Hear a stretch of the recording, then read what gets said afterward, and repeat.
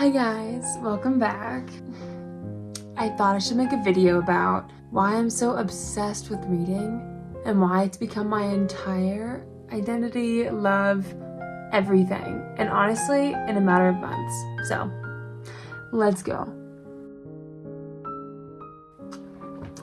Basically, anyone with any form of a learning disability knows that when you are in traditional academia, those who are a neurotypical student will do a lot better, right? And a neurodivergent student has a more difficult time. And we know from a very young age that I had ADHD and dyslexia. These are things that run in my family, and I kind of used that to excuse anything academically for myself. And instead of pushing and trying to do harder things, I kind of let myself exist in this place of well, it's the best I can do because I have a problem. And then I got to college, and went through college, I kind of discovered that I could work really hard, and I fell in love with writing papers, and doing research was fun, and reading hard topics for classes was really fun. So that was my first kind of intro into the academic world that was so successful for me.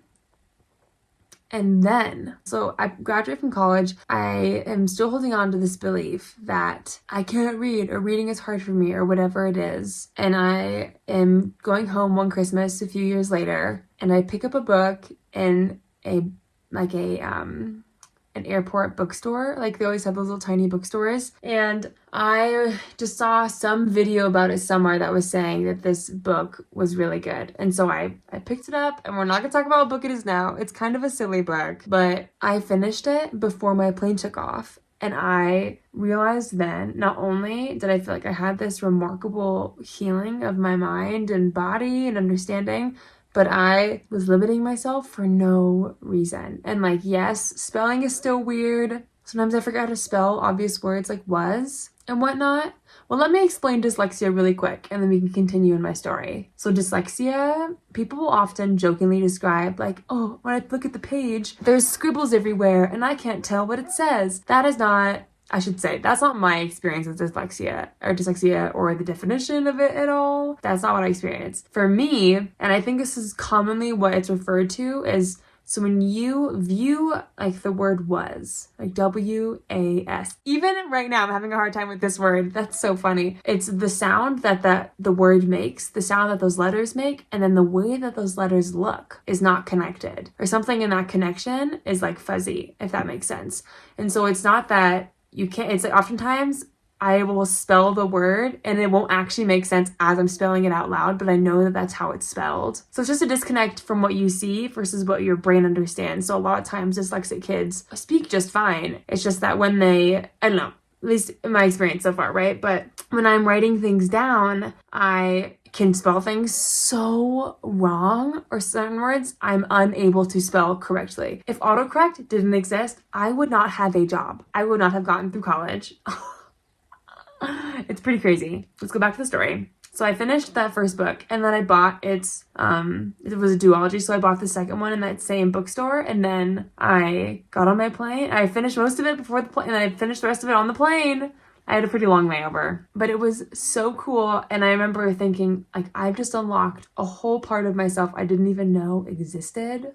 Then I get home, right? I am going to Barnes & Noble. I'm going to these bookstores. I'm doing all this research on the top books, and I'm eating up books like candy. I mean, I read so many books the first month of me reading. I was having the best time ever because it's a new world unlocked. So I am a very sensitive person. I'm very I have deep feelings. And so sometimes if I watch movies that are too aggressive or too sad, they can really mess with me because it's I'm almost inside the movie. It's so visceral for me. So books are the perfect in between where I'm experiencing it, but that my mind is creating the images that I might be seeing. And then if I don't want to experience it, I don't know, I just put it down. But oftentimes, books are this whole universe, this amazing world. I feel like I finally have a foot in. And I literally remember thinking, how is no one around me just obsessed with reading? Not that people aren't around me, but the majority of people around me read kind of generally. And how I feel like the world kept a secret from me. I actually felt I was totally in this little victim mode where I was like, why did no one tell me how amazing reading was? That's not the case, obviously. It was a me ordeal. And anyway, since then, I have not been able to stop. It just feels like the greatest privilege ever that this is a thing we get to do, and that this has been a thing for hundreds of years. I think it is such a beautiful way of storytelling, passing, like that's just a big part of culture throughout history forever is storytelling. And I love that it doesn't really change. Like right now, obviously with like book talk and booktube and like all these things, it's kind of popping off in a way that feeds this capitalist society where you can buy a book on impulse, and even like audiobooks or whatever, right? But you can't push it much more than that. You know, you have to read the book to enjoy it. Or you have to listen to the book to enjoy it. You have to put in the time to enjoy it. You can't just like buy it and be done. Like a piece of clothing or like with a car or a new phone. And I guess the same thing goes for a lot of forms of media and art consumption. But I am just so in love with reading. I love learning about different authors' styles. I love the experience of watching people fall in love in a book. I love watching the character development and seeing what endings have to do to the story, and then like letting myself have a little heartbreak when a story that I love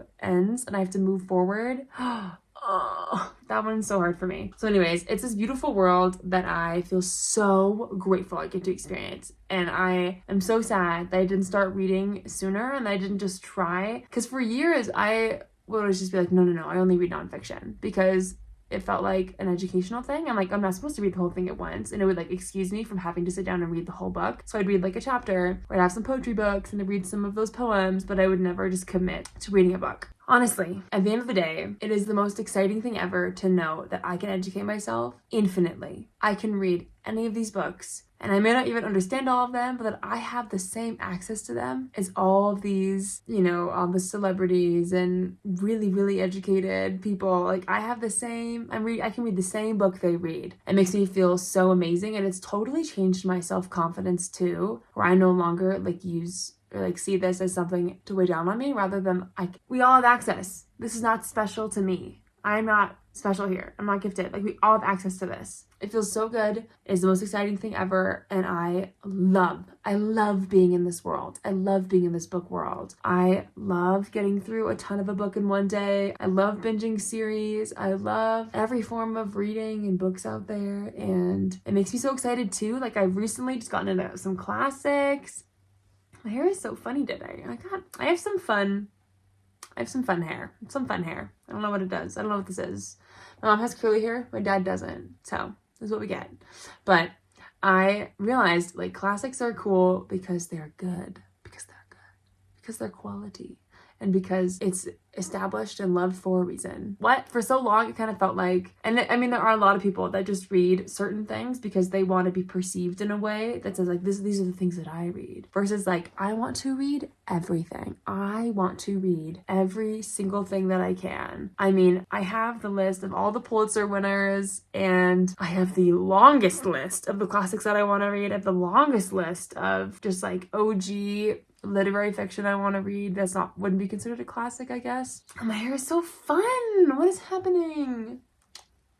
Whatever. So there's my little story. I hope this inspires you, and I hope this makes us all feel grateful for this thing that is at hand and like ours, but not something to take for granted, because I spent so much of my life having a really hard time reading until the day that it clicked. And it's hard to explain how that happened. I think a lot of it too is just like letting a story suck you in and forgetting about this persona I have as someone that has a hard time reading. And instead, now my persona gets to be someone that loves reading. And it's just so romantic. It's so romantic. It's like a little gift to yourself. I buy these sweet little stories and I get to indulge in them, and I get to love them, or I get to hate them, or get to be icked out by them, and then I get to review them or not review them, or do whatever going in my mind, or like I get to recommend books to people. And I love having books physically because I can be like, oh, you want to read that?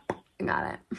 I got a copy you can read. Like I love it. I love it so much. I don't know that there's anything like it. I'm obsessed. I don't know that it'll ever stop because there are so many books I want to read. I actually had to hype myself up the other day because I was having a hard time getting through a longer book, and I was finishing East of Eden, and I really wanted to finish it. This was my first Steinbeck, and I had all these other books I want to read, but I was like, Afton, to read more, if you want to read these books, you have to read more. To read, you must read. And it was kind of this funny moment where I was like, oh. And you can obviously DNF books whenever and pick up books that call more to you. But there's my story. Hope this was fun and hope this also makes sense. I don't know.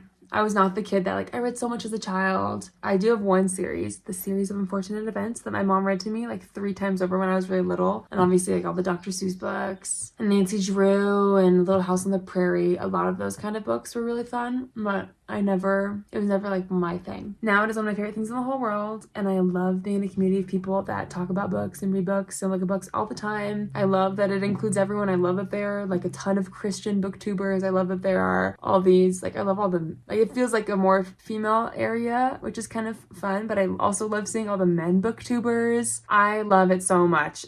I'm so into it. If you enjoyed this, go pick up something fun, give yourself a gift, and also because it's good for your brain. It's good for your mental health that you read and be off your phone. So maybe that's also why I'm happier, is because I'm reading and I'm not on my phone a lot. But I'm still on my phone a lot because who isn't? But now that I read, I'm a lot happier. I love you. Get out there, read some books.